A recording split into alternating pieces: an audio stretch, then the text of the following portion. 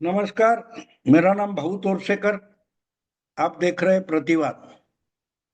दोस्तों, जैसे जैसे बिहार विधानसभा का चुनाव नजदीक आ रहा है, वैसे वैसे उस राज्य में जो जो स्टेक होल्डर्स है, जो जो ये चुनाव लड़ना चाहते और जीतना चाहते, और कम से कम जीते नहीं तो किसी वक्त किसी ना किसी तरीके से अपना प्रभाव दिखाना चाहते, ऐसे जो जो कोई नेता या पार्टियां है, वो अपनी तरीके से जोर शोर से प्रयास करने में लगी है। और उसमें एक नया खिलाड़ी शामिल हुआ है, उसका नाम है प्रशांत किशोर। पिछले 10-12 साल से भारतीय राजनीति में और पर्टिकुलरली चुनाव की राजनीति में जिसने अपना नाम चमकाया और अचानक से भारत की पॉलिटिकल क्षितिज पर जो चमकता सितारा बन गया, उसका नाम है प्रशांत किशोर। 2014 के चुनाव में एक चमत्कार हुआ। 1984 के बाद जितने लोकसभा चुनाव हो गए, कोई कभी सिंगल पार्टी मेजॉरिटी जीत नहीं पाया था। वो चमत्कार भाजपा के लीडर बने नरेंद्र मोदी ने करके दिखाया। गुजरात के मुख्यमंत्री होते हुए मोदी को बीजेपी ने 2014 के चुनाव में अपना राष्ट्रीय नेता घोषित किया और उनके नेतृत्व में बीजेपी लोकसभा का चुनाव लड़ेगी, ये घोषणा हो गई। और जितनी खलबली मची थी, उसके बाद 8-10 महीने जो चुनाव प्रचार चलता रहा, उसमें बहुत सारे चीजों की चर्चा हो रही थी, लेकिन चुनाव के नतीजे सामने आने तक इसके पीछे एक रणनीतिकार है, इसकी चर्चा नहीं हुई। क्योंकि चमत्कार जब तक नहीं होता तब तक नमस्कार नहीं होता, ये हमारी मराठी कहावत है। और बिल्कुल उसी तरीके से एक नया टेक्निक चुनाव जीतने के लिए लाने वाला ये यंग टेक्नीशियन है, मानो टेक्निकल एडवाइजर था। और सोशल मीडिया का चुनाव में कैसे इस्तेमाल किया जाए, इसका प्रयोग पहली बार 2014 में हो गया। और उसका सूत्रधार प्रशांत किशोर था। जब मोदी जी जीत गए, उसके बाद आहिस्ते आहिस्ते ये कैसा हुआ, ये चमत्कार क्यों हुआ, इस पर खबरें ढूंढना शुरू हो गई। पत्रकार और मीडिया ढूंढने लगा कि मोदी ये चमत्कार कैसे कर पाए। तो उसमें बहुत सारे मुद्दे थे। तो उसमें एक नाम निकल कर आ गया कि जिस ढंग से मेन स्ट्रीम मीडिया पूरा का पूरा मोदी के खिलाफ होते हुए भी उसको हराकर मोदी जी ने इतना बड़ा बहुमत पाया, सिंगल पार्टी मेजॉरिटी आए, तो उसके पीछे कुछ ना कुछ जादू है। और मीडिया को पता चल गया कि एक नया तरीका सोशल मीडिया का इस्तेमाल करके मेन स्ट्रीम मीडिया को मोदी जी ने हरा दिया। सिर्फ कांग्रेस को चुनाव में नहीं हराया, मोदी जी ने मेन स्ट्रीम मीडिया को भी हराया था। और इसके लिए सोशल मीडिया का इस्तेमाल हुआ।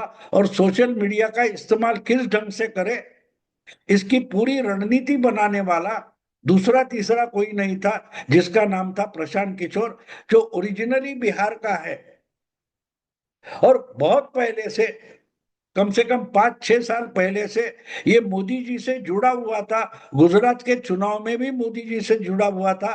और जब मोदी जी लोकसभा के चुनाव में उतर कर आ गए, प्रधानमंत्री की रेस में आ गए, तब उन्होंने उसको ऑल इंडिया लेवल पर अपने प्रचार में प्रशांत किशोर को इस्तेमाल किया। अर्थात प्रशांत किशोर की भी कोई महत्वाकांक्षा होगी, एम्बिशन होगी। कोई भी राजनीति में उतरता है या किसी भी रेस में उतरता है, तो वो खुद को भी उस रेस का एक खिलाड़ी मानने लगता है। तो इतना बड़ा चमत्कार करने वाला जो प्रशांत किशोर था, उसने अगर मोदी जी की मदद की है, तो उसको ऐसा लग सकता है कि भाई मोदी तो मेरे कारण बन गए, और बनने के बाद मोदी मुझे भूल गए। तो प्रशांत किशोर की उसमें एक गलती थी कि बाकी पार्टियां अलग होती है और बीजेपी अलग थी, क्योंकि बीजेपी ये एक सिर्फ विचारधारा पर आधारित पार्टी नहीं है, बल्कि आरएसएस नाम का जो संगठन है उसकी एक पॉलिटिकल ब्रांच करके बीजेपी चलती है। उस पर कितना भी कुछ भी हो, कंट्रोल तो आरएसएस का रहता है। और इसलिए बाकी जो घटक या पार्ट होते हैं जो मदद करते हैं, उनको हावी देने हो नहीं देता आरएसएस। व्यक्ति दुय्यम है और संगठन और विचार प्रमुख है। इसलिए 2014 के चुनाव जीतने के बाद मोदी के मदद से प्रशांत किशोर अपनी पॉलिटिकल एम्बिशन पूरी करना चाहता था, लेकिन इसका स्कोप उनको नहीं मिला। तो प्रशांत किशोर गुस्सा हो गए और बीजेपी से अलग हो गए, मोदी से अलग हो गए। और उसके बाद उन्होंने केजरीवाल हो, ममता दीदी हो या बहुत सारे कांग्रेस पार्टी हो, अलग अलग पार्टियों को मदद की और चुनाव जीतने में उनकी सफलता रही।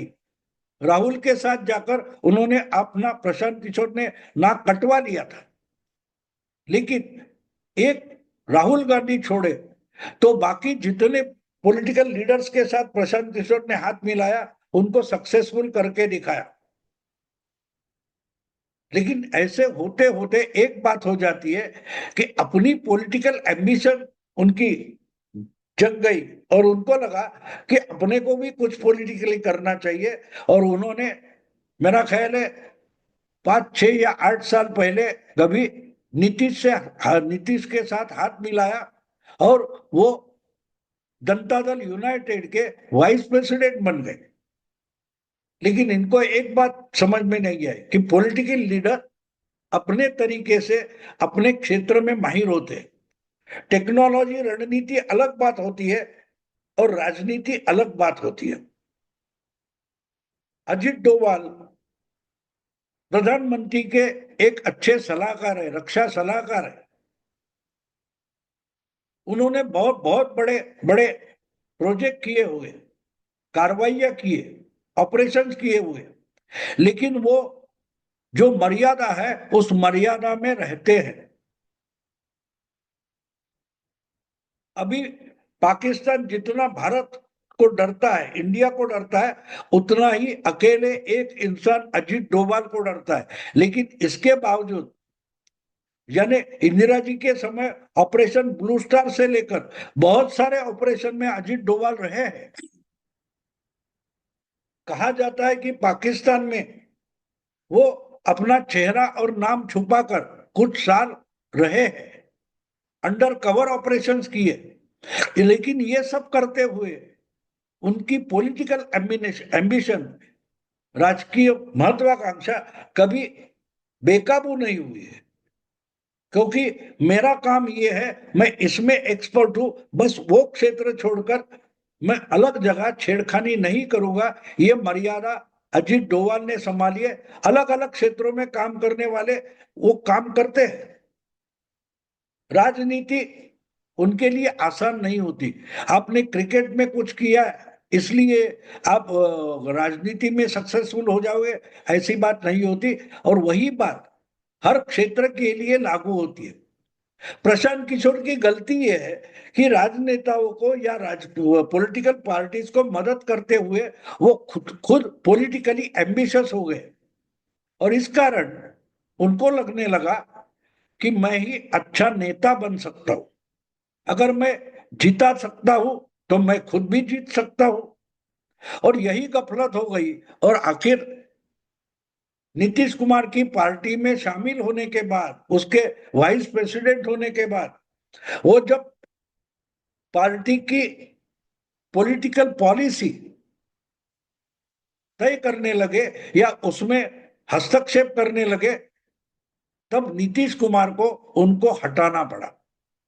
कारण ये था 2017 में जब प्रशांत किशोर वाइस प्रेसिडेंट थे और रामनाथ कोविंद जो बिहार के राज्यपाल थे, उनको मोदी जी ने राष्ट्रपति पद के लिए उम्मीदवार बना दिया। तो नीतीश कुमार इतने खुश हो गए कि आहिस्ता आहिस्ता उन्होंने लालू से दुराना शुरू कर दिया और वो एनडीए में शामिल हुए और उससे प्रशांत किशोर गुस्सा हो गए। जो प्रशांत किशोर जदयू से राज्यसभा में जाने वाले थे, वो नीतीश कुमार को टॉन्ट करने लगे और एक दिन ऐसा आ गया कि उनको पार्टी छोड़कर बाजू होना पड़ा।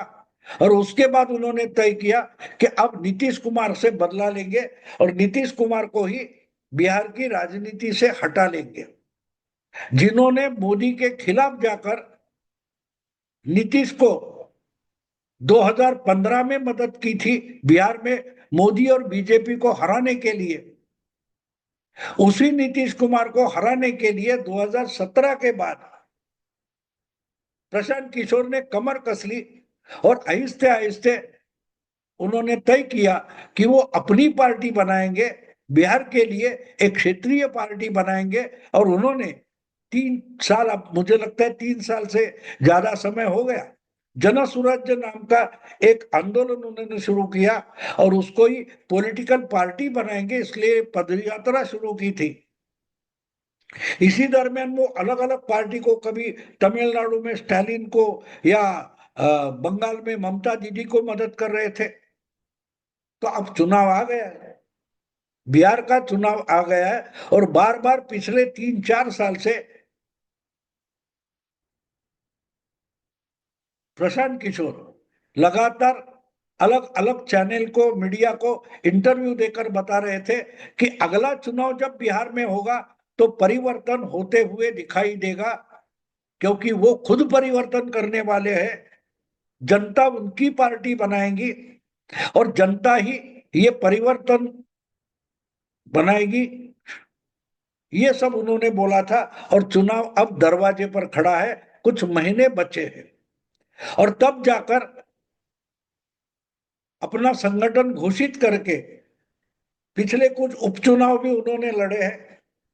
लेकिन कहने की बात यह है कि अब चुनाव जब सामने आ गया तब आहिस्ते आहिस्ते एक चुनाव का रणनीतिकार अपना चेहरा उतार कर पॉलिटिशियन बनने की कितनी हास्यास्पद कोशिश कर रहा है, उसका जवाब 2 दिन पहले मिल गया। कई मीटिंग होने वाली थी उनकी, प्रचार सभा होने वाली थी, इसके लिए प्रशांत किशोर जा रहे थे और उनको एक एक्सीडेंट हो गया और उसके वीडियोस आ गए। अब ये वीडियोस क्या है, वो देखकर अगर सबसे पहले मुझे याद आ गया, वो ममता दीदी याद आ गई। 4.5 साल पहले ममता दीदी ने बीजेपी का जो बड़ा आह्वान उनके सामने बंगाल में खड़ा था, उसका सामना करने के लिए ममता दीदी ने एक नाटक किया था और उस वक्त उनके सलाहकार प्रशांत किशोर ही थे।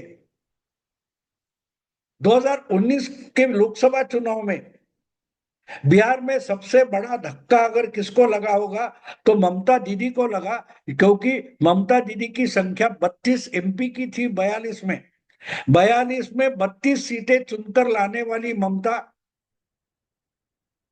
2019 में 20 तक घट गई, उनकी 12 सीटें कम हो गई और बीजेपी 18 सीटों तक पहुंच गई। इसका सदमा लगना तो क्लियर था। इसके लिए पहली बार ममता दीदी ने अपनी लोकप्रियता के बावजूद प्रशांत किशोर से मदद मांगी थी, क्योंकि ममता दीदी डर गई थी कि 2019 में जो लोकसभा में उनको धक्का लगा है उसके बाद शायद उनकी राज्य में जो सत्ता है, सरकार है, वो चली जाएगी। और इसलिए ममता दीदी ने प्रशांत किशोर की मदद ली और हर बात में, बात बात में प्रशांत किशोर रणनीति चलाते हैं। तो आप किस ढंग के, किस मुद्दे पर भाषण करो, किस तरीके से लोगों के सामने पेश आओ, इसकी भी सलाह देते। और उस वक्त ममता दीदी का एक एक्सीडेंट हुआ था, एक एक्सीडेंट हुआ था। ममता दीदी ने तय किया था, उनसे उनका हाथ छोड़कर बीजेपी में चले गए शुवेंदु अधिकारी जो थे, नंदीग्राम के एमएलए थे, उनके खिलाफ उनकी चुनाव क्षेत्र में जाकर ममता दीदी चुनाव लड़ेगी, और भवानीपुरा जो उनका अपना क्षेत्र है वहां से नहीं लड़ेगी। इसलिए ममता दीदी ने नंदीग्राम में लड़ना तय किया था, और नंदीग्राम में अपना पर्चा भरने के लिए पहुंची ममता दीदी। जब पर्चा भरने के बाद वापस निकली थी, तो गाड़ी में बैठते बैठते उनके गाड़ी का जो दरवाजा था, डोर था, वो क्लोज करते हुए ममता दीदी का पैर जो था वो फंस गया, और ममता दीदी को अस्पताल लेके जाना पड़ा। और उसके बाद पूरा चुनाव खत्म होने तक ममता दीदी का पैर प्लास्टर में रहा। ममता दीदी पूरा बंगाल घूम रही थी, पूरे बंगाल में ममता दीदी प्रचार कर रही थी, लेकिन वो पूरा का पूरा समय 1.5 महीना ममता दीदी व्हील चेयर पर बैठी रही। उनके लिए जो मंच बनता था उस पर एक स्लोप बनाया जाता था, और स्लोप से व्हील चेयर खींचकर मंच पर लाई जाती थी, और व्हील चेयर पर बैठकर ही ममता दीदी भाषण करती थी।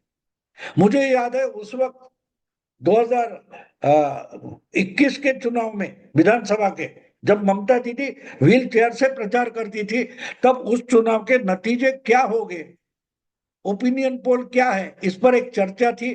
तब मैंने बोला था कि नतीजे कुछ भी हो, जिस दिन नतीजे आ जाएंगे, ममता दीदी के पैर से प्लास्टर निकलेगा और ममता दीदी की व्हील चेयर छूट जाएगी। और बिल्कुल वैसा ही हुआ। जिस दिन नतीजे आए उसके दूसरे दिन से ममता दीदी व्हील चेयर छोड़कर खड़े होकर भाषण करने लगी। जब जीत हो गई और जीत के बाद ममता दीदी खड़ी होकर भाषण देने लगी, उनको व्हील चेयर का नाटक करने की जरूरत बची नहीं। तो सिंपैथी और सहानुभूति जनरेट करने के लिए ममता दीदी पूरे 1-1.5 महीना हर जगह जाती थी, तो प्लास्टर में पाव, और ममता दीदी व्हील चेयर पर बैठी थी। अब बिहार का चुनाव अभी 2 महीना आगे है, लेकिन इसके दरमियान जो कन्हैया कुमार, पप्पू यादव, चिराग पासवान, तेजस्वी यादव, राहुल गांधी, ये सब जो अपने अपने तरीके से लड़ रहे हैं, उनका सामना करते हुए बेचारे प्रशांत किशोर एक तरीके से चक्रव्यूह में फंस गए। और उससे कैसे निकलना है, बातें तो बड़ी बड़ी कर चुके हैं, लगातार बार बार इंटरव्यू दे चुके हैं। अब अगर सरकार लाने की दूर की बात है, मेजोरिटी लाना बहुत दूर की बात है, अगर 20-25 एमएलए भी जन स्वराज्य पार्टी के चुनकर नहीं लाते हैं, तो राजनीति और रणनीति दोनों में भी प्रशांत किशोर की बहुत बुरी हालत हो जाएगी, बेआबरू हो जाएंगे। और इसलिए अब उनको समझ में आ गया कि पॉलिटिक्स में रणनीति जितनी आवश्यक है उतनी ही सहानुभूति आवश्यक है। और इसलिए कहीं आरा वगैरह जगह वो प्रचार करने गए थे, उस प्रचार में अपनी ही कार का डोर क्लोज करते हुए उनके पैर को कुछ लगा, और जहां पहुंचे वहां कैमरे के सामने उन्होंने बहुत बीमार होने का, जख्मी होने का एक नाटक पेश किया। उनको अस्पताल लेके गए। अस्पताल में एक्सरे लेने के बाद साफ हो गया कि इनको कोई फ्रैक्चर विक्चर नहीं है। 2 दिन के आराम के बाद वो काम शुरू कर सकते हैं। लेकिन मुझे लगता है कि अगले कुछ महीने ऐसे ही जख्मी होने के नाटक प्रशांत किशोर करते रहेंगे। शायद उस वक्त भी ममता दीदी को व्हील चेयर पर बैठने का नाटक करने के लिए प्रशांत किशोर ने ही बाध्य किया होगा। अब वो खुद ही नए ड्रामे के हीरो बन गए। तो देखते ये ममता नाटक बिहार में चुनाव होने तक क्या रंग लाता है। दोस्तों, मैं अभी यही रुकता हूं। अगर वीडियो पसंद है तो लाइक कीजिए, शेयर कीजिए और प्रतिवाद को सब्सक्राइब कीजिए। नमस्कार।